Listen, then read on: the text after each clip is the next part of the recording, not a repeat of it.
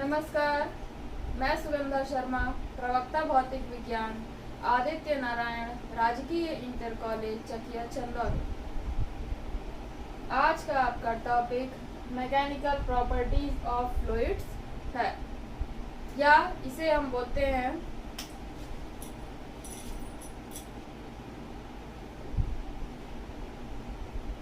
तरल पदार्थों के गुण।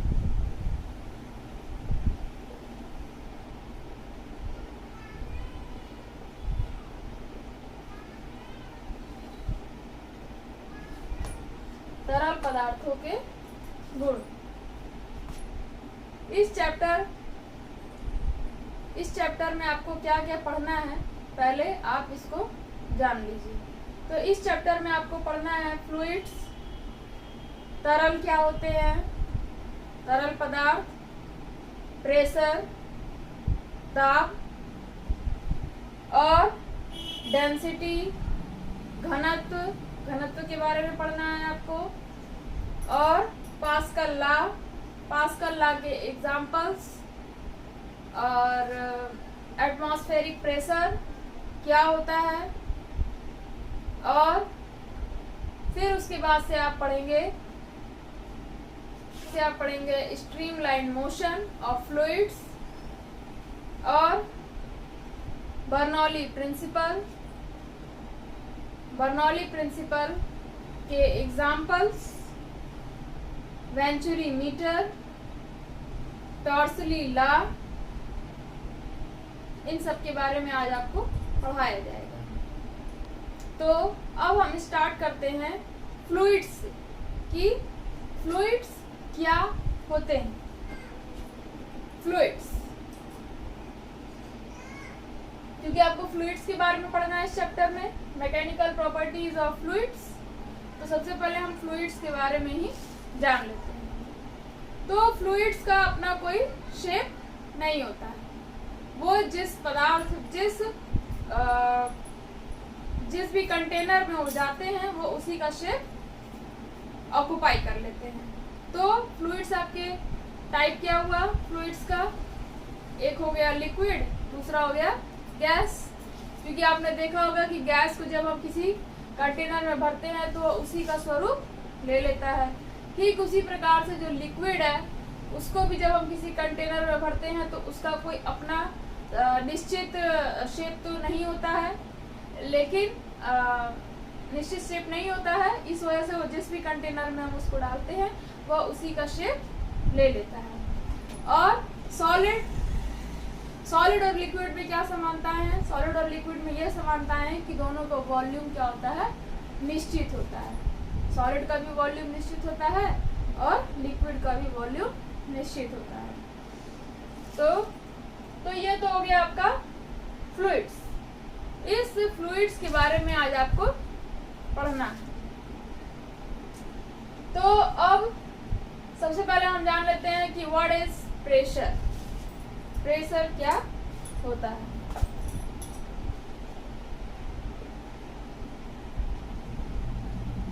प्रेशर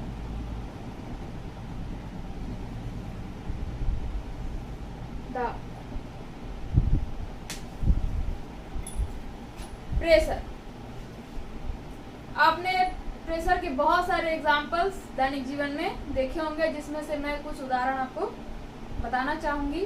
कि जैसे अगर कोई हाथी जो है वह किसी आदमी के सीने पर चढ़ जाए, तब तो वो उसकी पसलियां हैं उसको वो तोड़ देगा।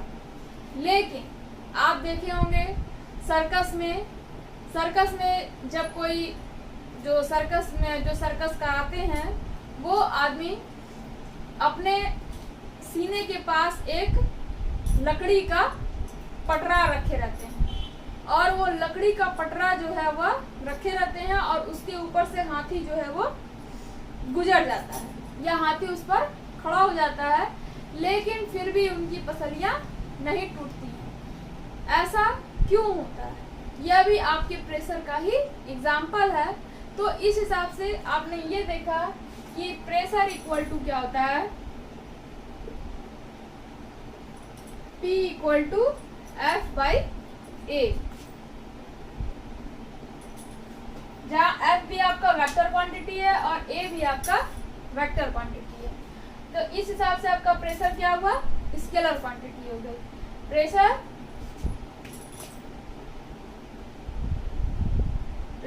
Is scalar quantity. तो यानी कि जितना कि कांटेक्ट ऑफ एरिया होगा वो जितना बड़ा होगा प्रेशर उतना ही कम अप्लाई होगा, यानी कि एरिया जितना बड़ा होगा प्रेशर उतना ही कम हो जाएगा। तो वो जो सर्कस में जो आदमी था जो अपने ऊपर जो लकड़ी का पटरा रख लेता था, उसने क्या किया, कांटेक्ट ऑफ एरिया क्या है फोर्स का, उसने बढ़ा दिया। जब बढ़ा दिया तो प्रेशर क्या हो गया, अब उस पर कम लग रहा है, वो प्रेशर पूरे एरिया में डिस्ट्रीब्यूट हो जा रहा है। तो इस वजह से क्या हो रहा है कि जो उसकी पसलियां हैं वो टूटने से बच जा रही हैं। और आप देखे होंगे कि चाकू है, तो चाकू अगर जब मोटा हो जाता है उसका धार, तो उससे कुछ भी सामान जो है वो नहीं कटता है। लेकिन इन कंपैरिजन टू अगर पतला धार का, एकदम तेज धार का अगर चाकू है तो उससे सामान कटता है, क्योंकि हमने कांटेक्ट ऑफ एरिया कम कर दिया तेज धार में, तो प्रेशर ज्यादा अप्लाई हो रहा है। और जो मोटा चाकू है जिसका धार कुंद है या मोटा है, तो उसका कांटेक्ट ऑफ एरिया हमने बढ़ा दिया तो हमें प्रेशर कम लग रहा है। ठीक इसी तरह से आप कील में भी देख सकते हैं, कील का जो नुकीला भाग है अगर वो थोड़ा मोटा हो जाएगा तो वो दीवार में जल्दी नहीं धंसेगा, और जब अगर वो पतला है उसका कांटेक्ट ऑफ एरिया, तो जब जो हम फोर्स अप्लाई कर रहे हैं तो वो दीवार में जल्दी धंस जाएगा। तो इस तरह से आपने देखा कि प्रेशर का क्या फॉर्मूला है। तो प्रेशर का क्या यूनिट होगा, आप ये भी देख सकते हैं।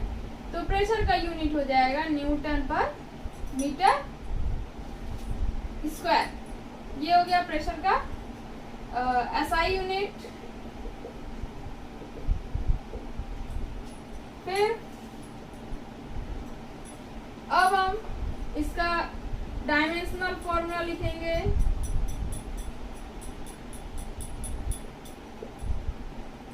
डायमेंशनल फॉर्मूला ऑफ प्रेशर, तो क्या हो जाएगा ये ml-1 T-2। प्रेशर का एक और एग्जांपल आप देखिए, क्योंकि आप फ्लूइड्स पढ़ रहे हैं इसलिए आपको जानना जरूरी है। तो ये आपका एक कंटेनर, ये एक कंटेनर है, इसमें लिक्विड भरा हुआ है।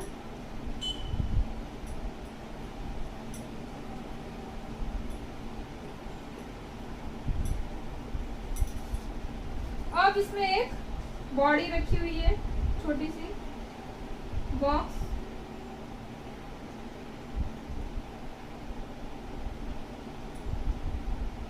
तो इस बॉडी पर इस फ्लूइड्स के द्वारा फोर्स लग रहा है। नॉर्मली बॉडी पर नॉर्मली फोर्स लग रहा है फ्लूइड्स के द्वारा,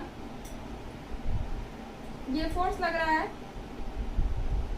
और साथ ही साथ अगर इस एरिया को हम डेल्टा ए मान लें, तो यह फोर्स फ्लूइड जो है वो कंटेनर पे भी लगा रहा है, डेल्टा एफ फोर्स ये लगा रहा है। इसको क्या लिखेंगे हम, the force exerted by the liquid in the beaker on the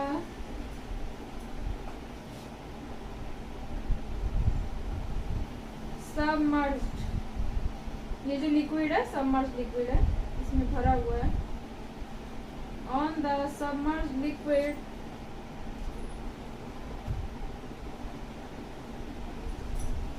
on the submerged object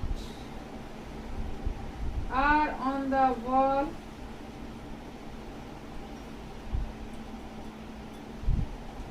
is normal to the surface, normal to the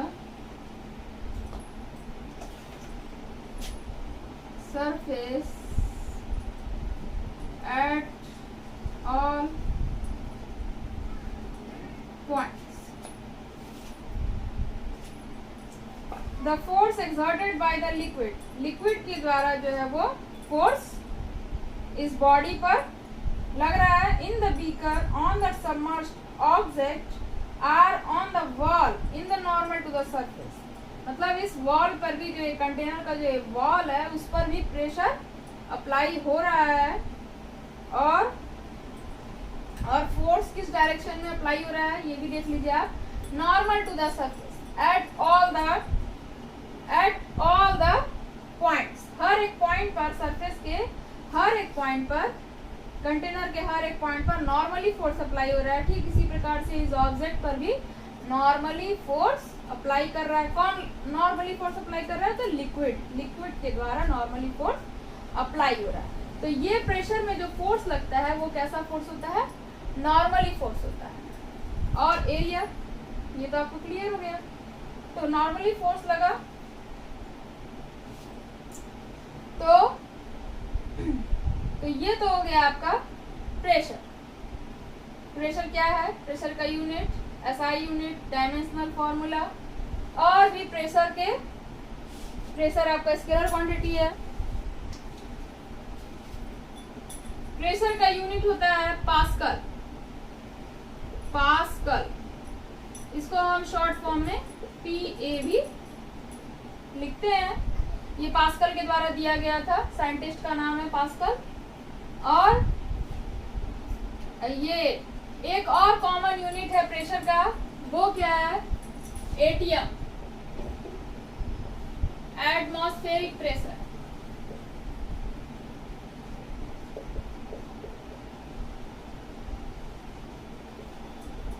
atmospheric pressure क्या है? एटमॉस्फेरिक प्रेशर है the pressure exerted by the atmosphere at the sea level is called ATM.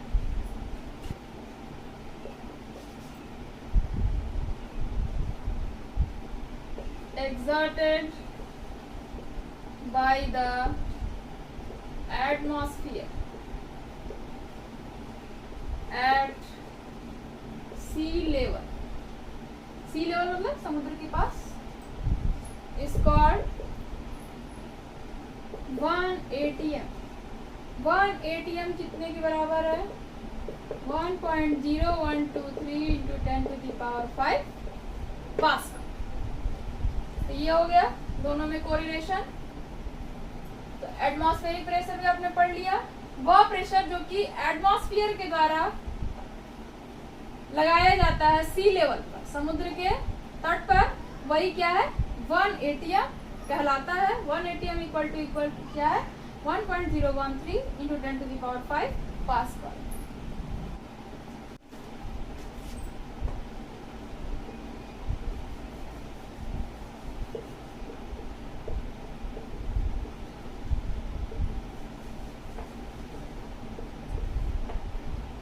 Density अर्थात घनत्व, इसके बारे में आपको थोड़ा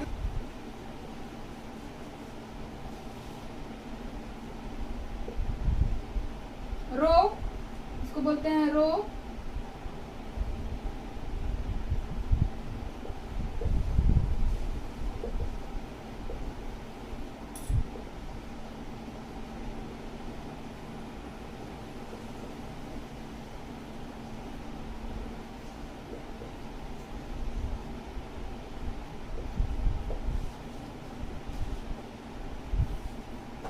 उस फ्लूइड के लिए जिसका कि मास m हो और वॉल्यूम v हो, तो उसकी डेंसिटी क्या होगी?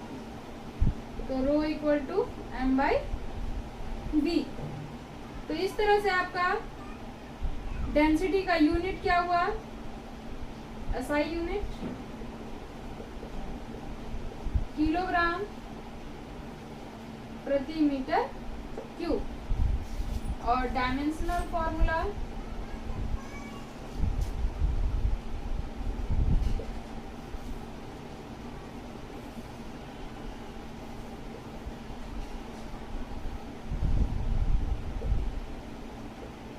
ml minus 3। और ये कैसी क्वांटिटी होती है?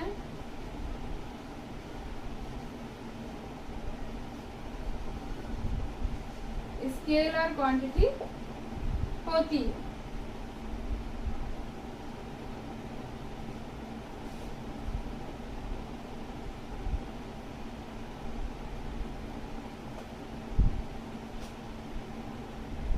तो सॉलिड और लिक्विड की डेंसिटी जो है वो प्रेशर के साथ चेंज नहीं होती है।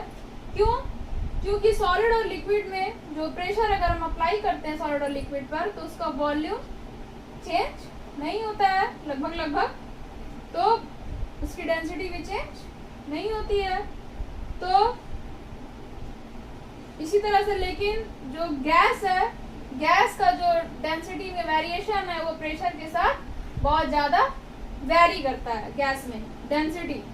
तो इस तरह से आपने देखा कि सॉलिड और लिक्विड के लिए तो डेंसिटी जल्दी वेरी नहीं करती है, लेकिन गैस के लिए वो बहुत ज़्यादा वेरिएशन होता है क्योंकि वॉल्यूम बहुत ज़्यादा वेरी करता है गैस के लिए, तो डेंसिटी भी वेरी करेगी। और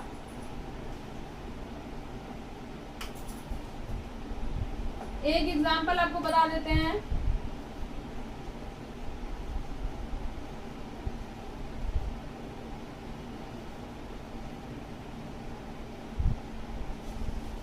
density of water at 4 degree Celsius पर is 1 into 10 to the power 3 kilogram प्रति मीटर क्यूब। एक एग्जांपल है, the density of water at 4 degree Celsius is इतना। अब आपको पढ़ना है रिलेटिव डेंसिटी क्या होती है।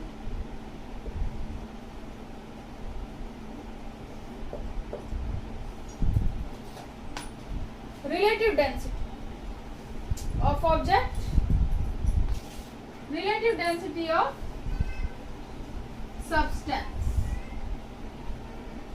रिलेटिव डेंसिटी क्या होती है? सापेक्षिक घनत्व। तो relative density of substance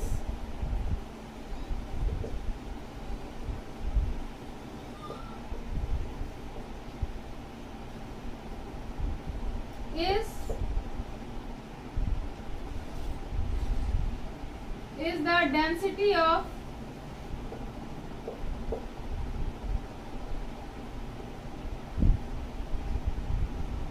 is the ratio of density of substance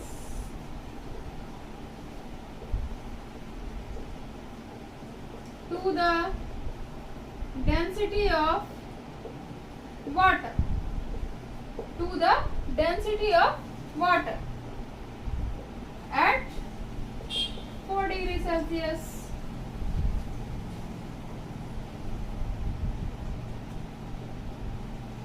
eight 4 degree Celsius. और इस हिसाब से क्या हो गया, इसका रिलेटिव डेंसिटी का यूनिट क्या होगा? It has no unit, it is dimensionless quantity, इसका कोई भी डायमेंशन नहीं होता है। फॉर एग्जाम्पल, अगर relative density of aluminium, relative density of aluminium is 2.7 है, तो डेंसिटी ऑफ एल्यूमिनियम कितना हो जाएगा? डेंसिटी ऑफ एल्यूमिनियम हो जाएगा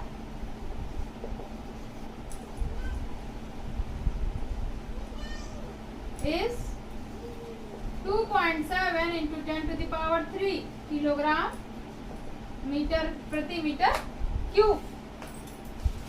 तो ये तो हो गया आपका डेंसिटी और रिलेटिव डेंसिटी के एग्जांपल्स आपको बताया गया, और रिलेटिव डेंसिटी क्या होती है ये बता दिया गया, इसके यूनिट और इसका डायमेंशनल फॉर्मूला सारी चीजें बताई गई हैं। अभी आपका सबसे इम्पोर्टेंट टॉपिक है वो है पास्कल लॉ।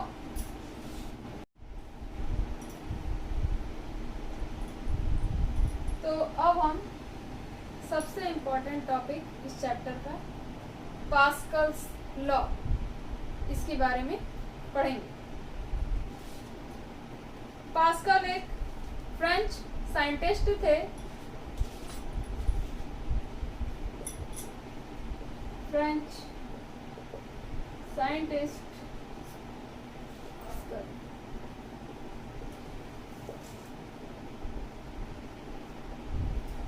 जिन्होंने इसकी खोज की, उन्हीं के नाम पर यह रखा गया है पास्कल्स लॉ। इस पास्कल्स लॉ में क्या है, ये आपका कंटेनर है जिसमें कि आपका फ्लूइड भरा हुआ है। तो इसको हम लिखेंगे the proof of Pascal's law, ABC और DEF, ABC DEF is an element of the interior of a fluid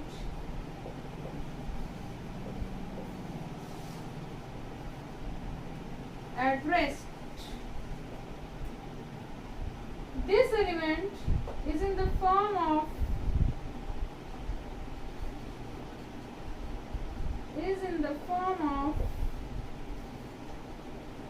right angled prism. Right angled prism के जैसा है ये element, right angled prism. The element is small, ये जो element है ये बहुत छोटा है, is small so that the effect of gravity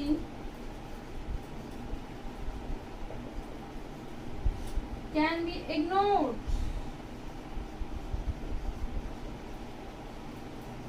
but it has been enlarged, enlarged मतलब बड़ा, for the sake of clarity।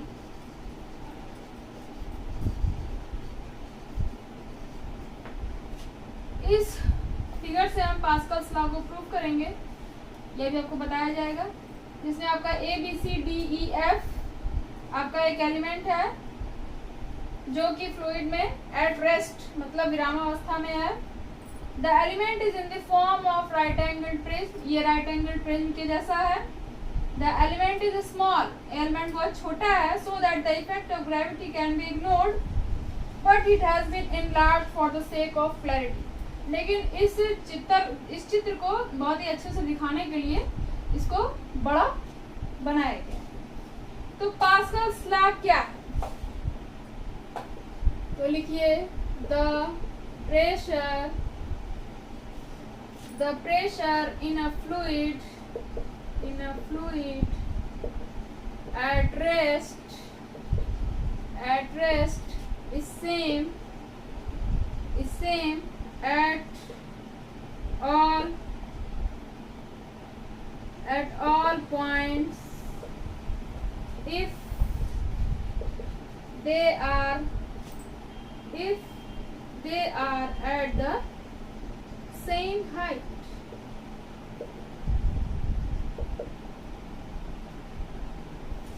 तो ये है आपका पास्कल्स लॉ।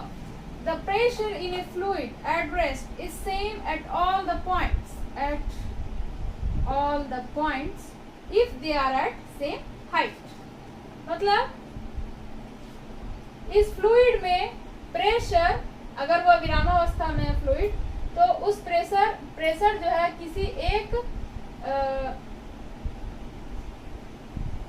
अगर वह सेम हाइट पर हैं वो सारे पॉइंट्स, तो उन सारे पॉइंट्स पर क्या होगा, सेम प्रेशर होगा, सेम प्रेशर होगा अगर वो फ्लूइड रेस्ट में है। तो इसका हम प्रूफ कैसे करेंगे? तो सबसे पहले हमने यहाँ पर एक फ्लूइड लिया जो कि रेस्ट में है और उसमें एक राइट एंगल प्रिज्म को डाला, तो उस पर जो है सारे के सारे सरफेसेस पर नॉर्मली फोर्स अप्लाई होने लगा, फ्लूइड्स के द्वारा नॉर्मल फोर्स अप्लाई होने लगा, प्रेशर इस पे अप्लाई होने लगा, प्रेशर अप्लाई हो रहा है।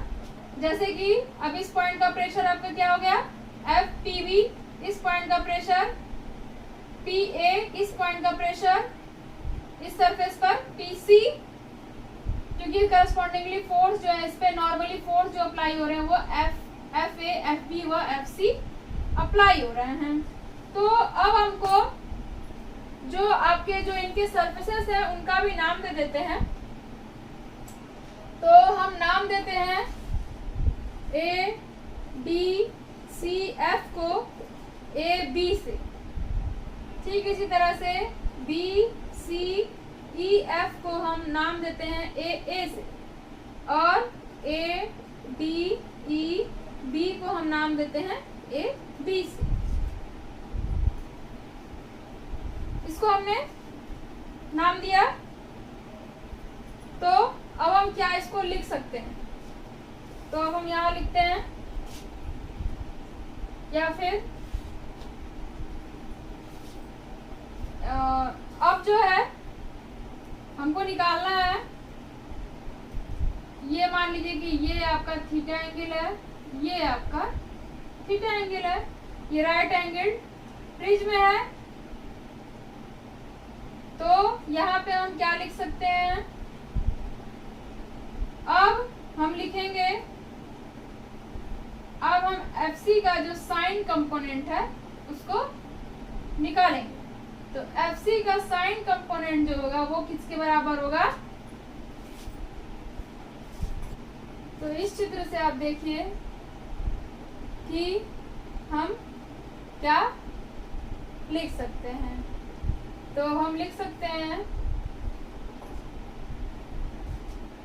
FB sine theta equal to FC और FB cos theta equal to FA।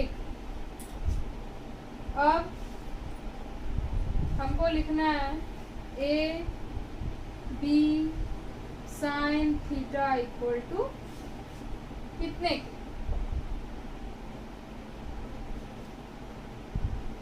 तो AB sine theta equal to AC के, फिर इसी तरह से AB cos theta equal to कितना? तो A ये हमको प्राप्त हुआ बाई इक्विलिब्रियम, और ये प्राप्त हुआ बाई जियोमेट्री। इसको डिवाइड कर देंगे, क्या हमें प्राप्त होगा?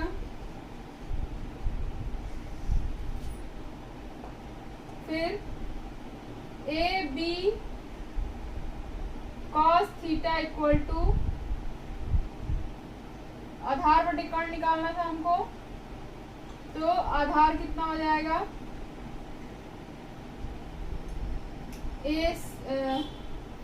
AC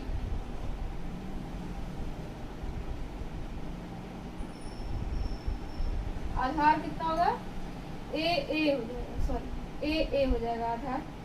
तो यहाँ पे कितना हो जाएगा? FB upon AB equal to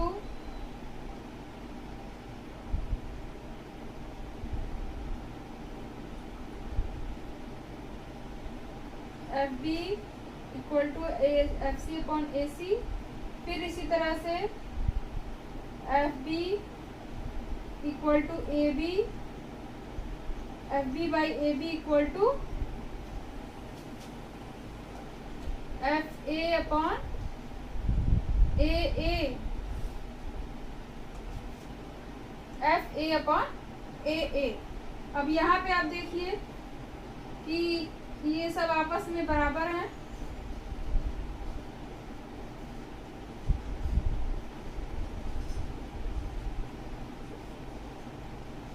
और ये कितना हो जाएगा, P A equal to P C equal to P B. यानी कि हर एक पॉइंट पर सेम, हर एक सरफेस पर सेम प्रेशर अप्लाई हो रहा है, जो कि पास्कल्स लॉ था कि the pressure in a fluid at rest is same at all the points if they are at the same height. तो इस तरह से आपके पास्कल्स लॉ का ये प्रूफ था। और तो ये तो हो गया आपके पास्कल्स लॉ का प्रूफ। अब जो विंड है, विंड कैसे चलती है? Wind is the flow, wind मतलब हवा, wind is the flow of air due to pressure difference. जो हवा चलती है वो प्रेशर डिफरेंस की वजह से हवा चलती है। अगर प्रेशर डिफरेंस नहीं होगा तो हवा नहीं चलेगी।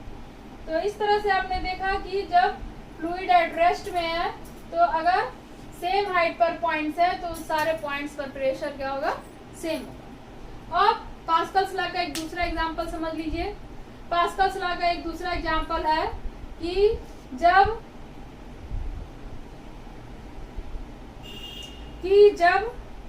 बॉल में एक बॉल ले लेते हैं हम और उसमें छेद कर देते हैं और उसमें पानी भर देते हैं।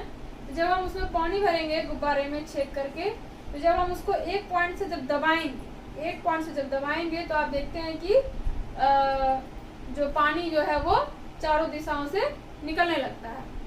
तो इसका मतलब क्या हुआ, ये भी पास्कल्स लॉ का ही एग्जांपल है कि जब हम किसी पॉइंट्स पर जब प्रेशर अप्लाइड करते हैं फ्लूइड पर तो वह इक्वली अमाउंट में डिस्ट्रीब्यूट हो जाता है पूरे फ्लूइड में वह इक्वल अमाउंट में पूरे फ्लूइड में वह डिस्ट्रीब्यूट हो जाता है। तो ये है आपका पास्कल्स लॉ। यहाँ पे लिख सकते हैं हम इसको, एन एक्सटर्नल प्रेशर मतलब बाहरी दबाव डाल रहे हैं, an external pressure applied to fluid in a closed vessel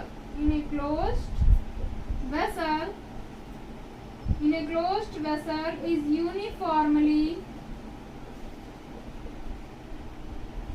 uniformly transmitted throughout the fluid।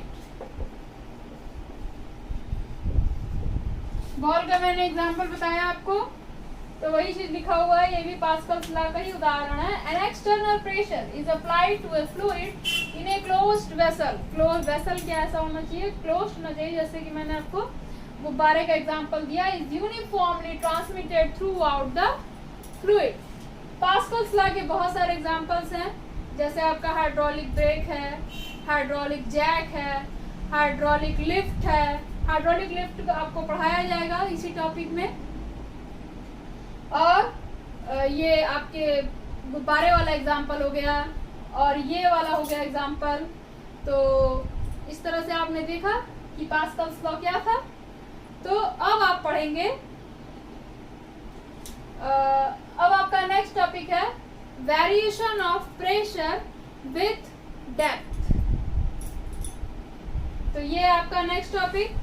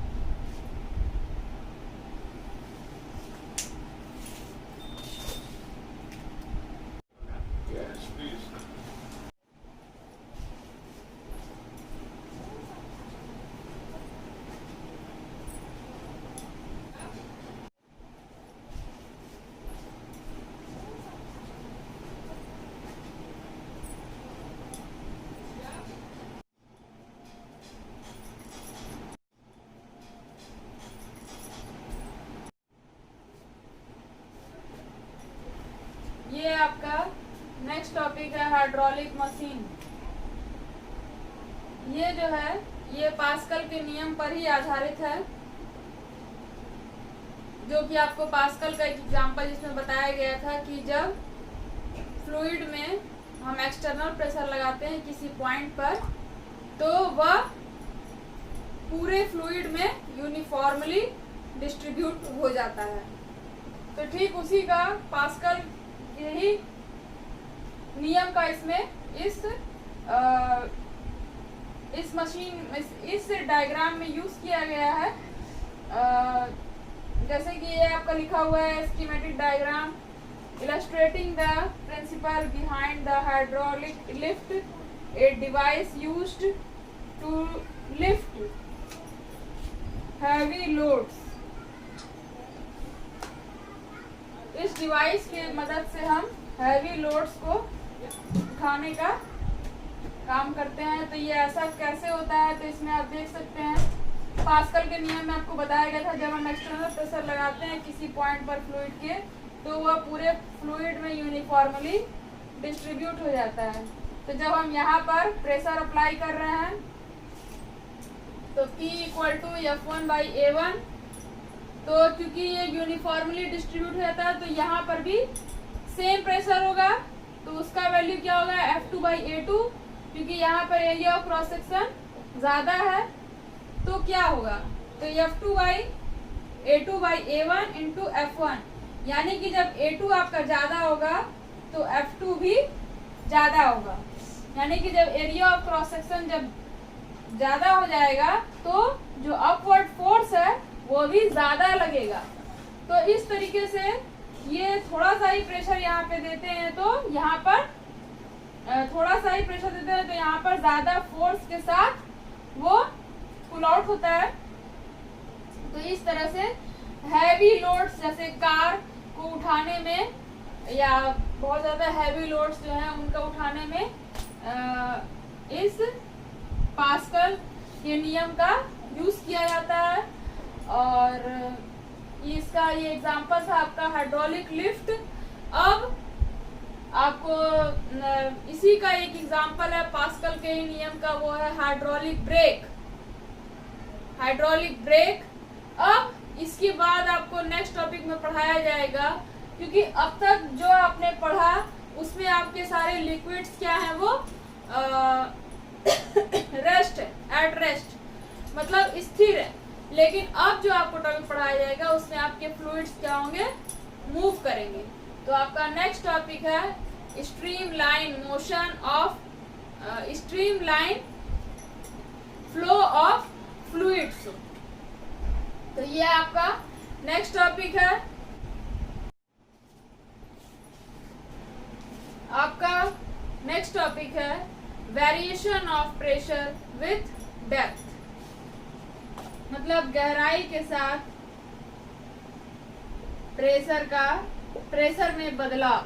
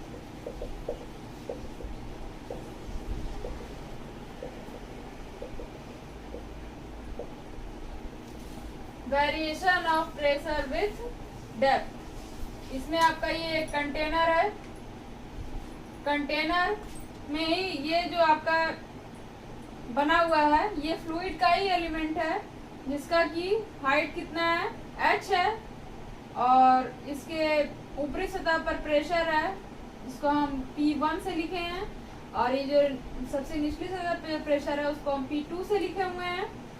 तो अब जो इसका जो प्रेशर है उसको हम क्या लिख सकते हैं, P2 minus P1 equal to कितने के बराबर होगा ये, P2 माइनस P1 A, इसका area of cross section A है, इक्वल टू इसके जो फ्लूइड एलिमेंट है इसके वेट के बराबर होगा। P2 minus P1 into A equal to mg। Rho क्या है, is the mass density of fluid. तो आप जानते हैं कि रो इक्वल टू कितना होता है, m बाई वी। तो m इक्वल टू हम क्या लिख सकते हैं, रो v, और v इक्वल टू क्या लिख सकते हैं, रो h a। तो m इक्वल टू हम यहाँ पर पुट करेंगे, तो P2 minus P1 equal to rho g h।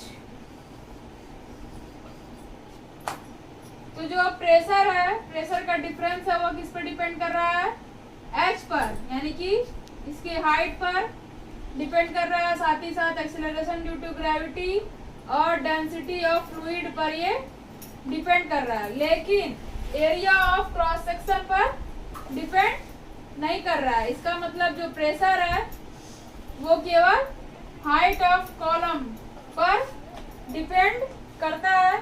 अगर ये आपका 1 पॉइंट जो है जिस पर P1 जिस पर प्रेशर लग रहा है, जो एलिमेंट का जो ऊपरी सतह है, अगर यह यहाँ पर फ्लूइड के सरफेस पर आ जाएगा तो वहां पर उस पर एटमॉस्फेरिक प्रेशर लगेगा। तो यानी कि P1 इक्वल टू अब हम क्या लिख सकते हैं, atmospheric pressure, P1 equal to PA।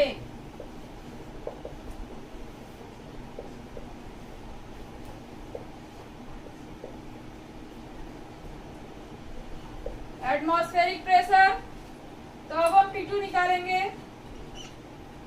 P2 का हम सिंपल P से भी लिख सकते हैं, तो PA plus rho G H, P equal to PA plus rho G H, और P माइनस PA को हम क्या लिख सकते हैं,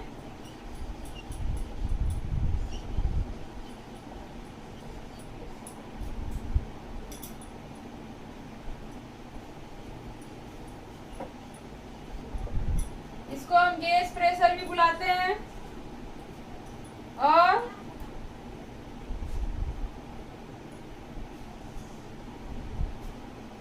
इसको हम गेज प्रेशर भी बुलाते हैं। अब इसके बाद से आप इसमें देख सकते हैं कि ये जो है, जो आपका प्रेशर डिफरेंस था वो केवल हाइट पर डिपेंड करता है। इस पर आधारित एक एग्जांपल भी देख लीजिए जिसको हम बोलते हैं, सूख जाएगा, इसमें है ये कहां चलेगा, अरे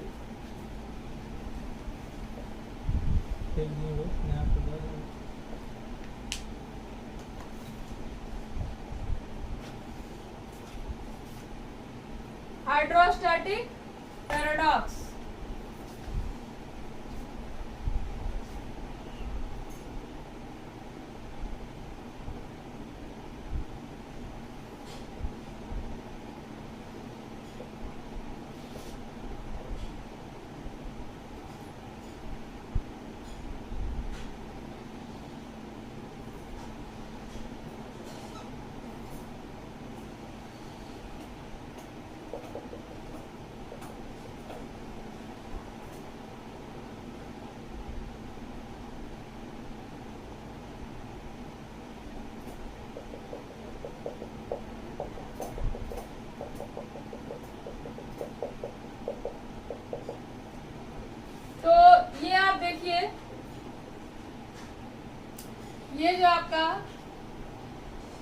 कंटेनर्स हैं वो आपस में निचली सतह से जुड़े हुए हैं।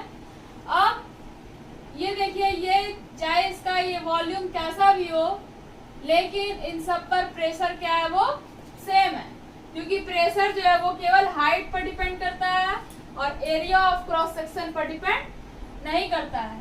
तो इसका मतलब कंटेनर चाहे कितना भी वॉल्यूम रखा हो फ्लूइड का, वह केवल हाइट पर उसका प्रेशर डिपेंड करेगा। इसी वजह से ये क्या है, ये तीनों के तीनों कंटेनर क्या है, सेम लेवल में है, चाहे उनका वॉल्यूम जो है वो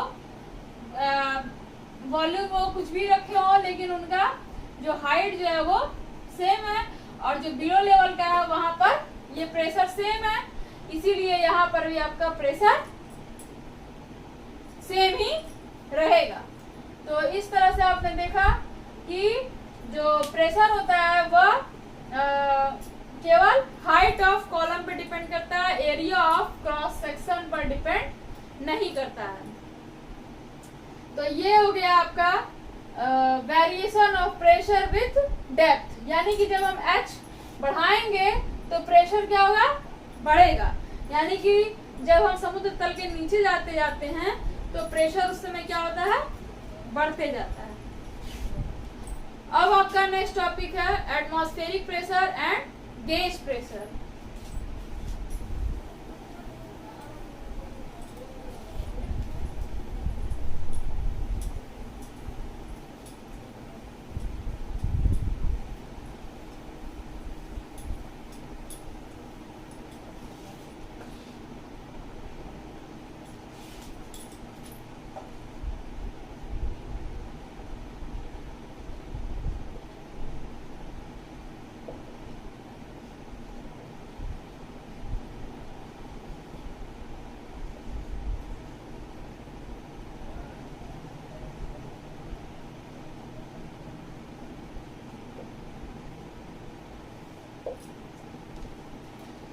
atmospheric pressure and gauge pressure.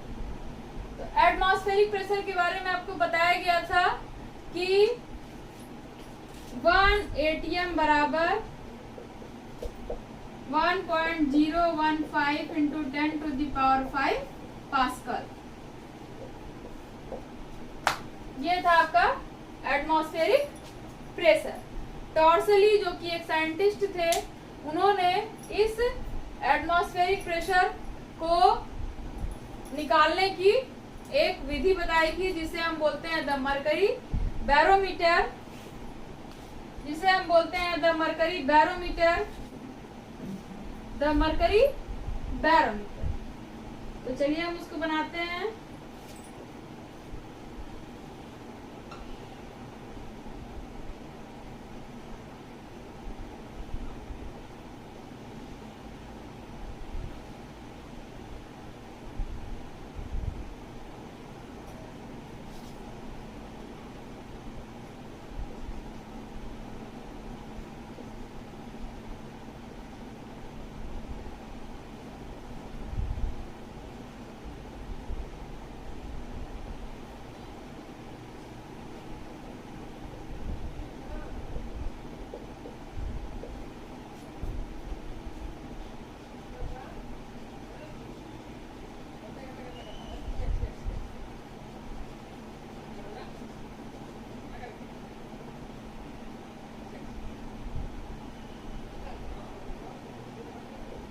The mercury barometer.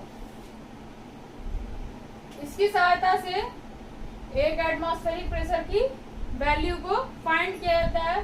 उसको कैसे फाइंड करते हैं, ये कंटेनर है जिसमें मरकरी भरा हुआ है।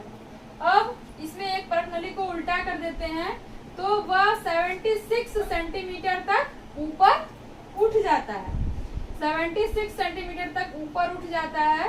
तो अब हमको एटमॉस्फेरिक प्रेशर की वैल्यू निकालनी है। तो हम ये देखते हैं कि ए पॉइंट पर जो प्रेशर है वो क्या है, एटमॉस्फेरिक प्रेशर है। तो यहाँ पर इसके सेम लेवल पर जो पॉइंट बी होगा उसका भी सेम प्रेशर होगा ड्यू टू पास्कल लॉ। अगर आपका लिक्विड क्या है, एट रेस्ट है, तो और जब लिक्विड एट रेस्ट है और एक कंटेनर में है तो कन्फाइंड है, तो दोनों पॉइंट पर क्या होंगे, सेम प्रेशर लगेगा। तो यहाँ पर भी पॉइंट बी पर भी आपका क्या होगा, सेम प्रेशर होगा। तो अब यहां से कैसे इसको फाइंड करेंगे, तो इसके लिए हम ये ए पॉइंट पर जो प्रेशर है उसको हम पी ए एटमॉस्फेरिक प्रेशर है ये। अब क्योंकि ये इसके सेम लेवल पर है तो यहाँ पर जो प्रेशर होगा वही यहाँ पर भी प्रेशर होगा। तो P A equal to P B के बराबर हो जाएगा। और हमको पी बी कैसे फाइंड करेंगे, variation of pressure with depth से P B minus P equal to rho G H. अब क्योंकि पी जो है ये जो मरकरी के जो ऊपर है ये प्रेशर वो बहुत कम है, इसलिए उसको नेगलेक्ट कर सकते हैं। P कैन बी नेगलेक्टेड, इसको नेगलेक्ट किया गया है। तो इस तरह से आपका पी बी या आपका एटमॉस्फेरिक प्रेशर इक्वल टू कितने के बराबर हो गया, रो जी एच। अब आपके मरकरी का जो डेंसिटी है वो कितना है, 13.59 इंटू 10 टू द पावर 3, और जी की वैल्यू तो आप जानते ही हैं 9.8, और एच कितना था 76 सेंटीमीटर ऊपर राइज किया था मरकरी। तो इसको हम मीटर में चेंज कर देंगे तो आपके ये 1 एटीएम की वैल्यू निकल गई पास्कल।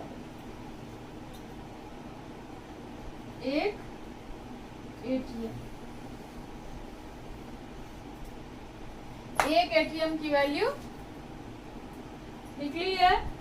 अब प्रेशर का दूसरा यूनिट हम देखते हैं,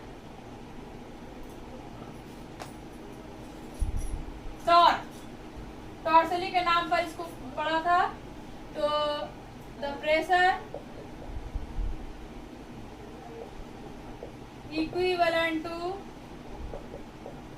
1 millimetre of mercury, 1 millimetre of mercury. तो अब हम यहाँ पर फिर लिखेंगे, यानी कि 1 टॉर हो गया इस 1 टॉर्सली टॉर। तो 1 टॉर इक्वल टू अब रो जी एच। अब रो की वैल्यू तो आप जानते ही हैं, into 10 to the power 3 into 9.8। अब क्योंकि ये 1 मिलीमीटर था 10 टू द पावर माइनस 3 हमने लिखा। तो 1 टॉर इक्वल टू कितना हो जाएगा, 133 pascal. 1 torr equal to 133 pascal आया। ये जो 1 मिलीमीटर ऑफ मरकरी है इसको हम मेडिकल इंडस्ट्री में यूज करते हैं। 1 millimetre of Hg mercury are and tar are used in medical industry. इसको हम मेडिकल इंडस्ट्री में यूज करते हैं। और एक और प्रेशर का यूनिट है वो है बार। एक bar equal to 10 to the power 5 pascal. एक bar equal to 10 to the power 5 pascal. तो इस तरह से आपने देखा कि प्रेशर की जो यूनिट्स हैं वो कितने सारे हैं। एक एटीएम है, एटमॉस्फेरिक प्रेशर, और एक टॉर है इतना पास्कल 133 पास्कल। एक दूसरा है प्रेशर वो क्या है, एक bar equal to 10 to the power 5 pascal. तो अब हमको आपका जो नेक्स्ट टॉपिक है जिसमें आपको फाइंड करना है open tube manometer. Open tube manometer, उसको देखिए। Open tube manometer, open tube manometer का भी हम यूज करते हैं तो प्रेशर को फाइंड करने के लिए ही इसका यूज करते हैं। इसका कंस्ट्रक्शन पहले देख लीजिए।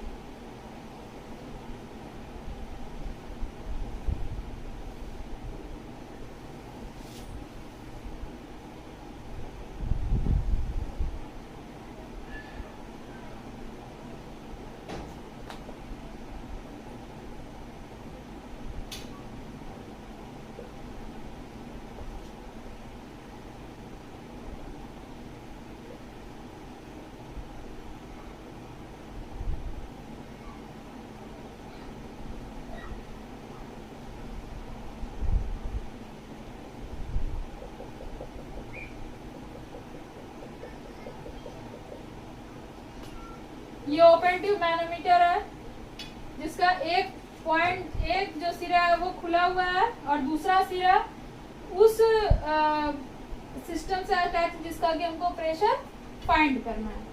तो यहाँ पर आपका प्रेशर आया ए पॉइंट पर आपका प्रेशर है P।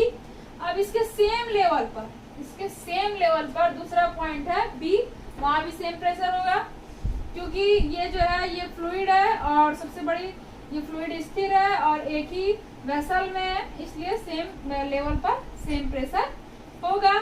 तो अब हम इसको कैसे फाइंड करेंगे, क्योंकि हमको ये पता चल गया कि यहाँ पर जो प्रेशर है वही यहाँ पर भी प्रेशर है। तो अब हम इसको लिख सकते हैं PB minus PA equal to PB है तो equal to rho G H. तो ये तो आपका एटमॉस्फेरिक प्रेशर है तो PA plus rho G H. तो इस तरीके से ओपन ट्यूब मैनोमीटर का यूज करके हम प्रेशर को फाइंड कर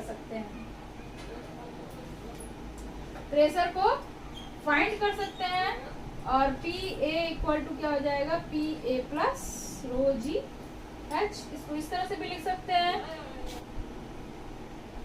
और आप इस इक्वेशन से ये भी देख सकते हैं कि जब डेंसिटी बढ़ेगा तो प्रेशर डिफरेंस भी बढ़ेगा और जब डेंसिटी कम होगा तो प्रेशर डिफरेंस भी कम होगा। तो अगर हमको